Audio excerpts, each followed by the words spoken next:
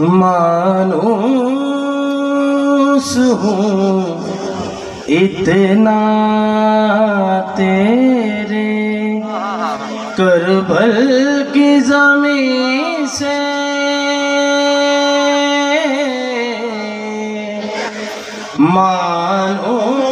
मानूस हूँ इतना तेरे करबल की ज़मीं से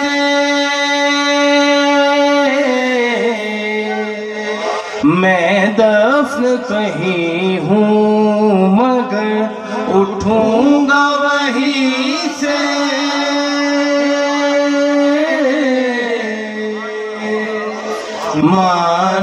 मानूस हूँ इतना तेरे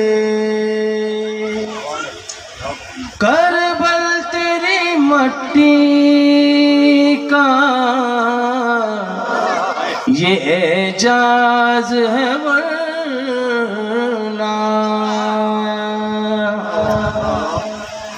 करबल तेरी मट्टी का ये एजाज है वरना मिलती ही नहीं खाके शिफा और कहीं से।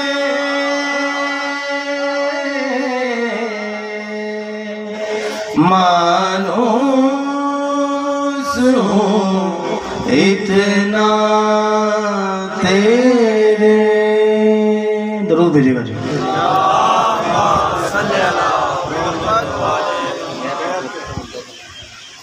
बैत के तलबगार को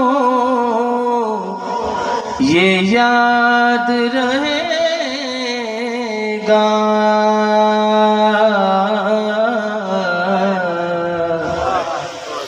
बैत के तलबगार को ये याद रहेगा। जिंदा है हुसैन इब्ने अली एक नहीं से।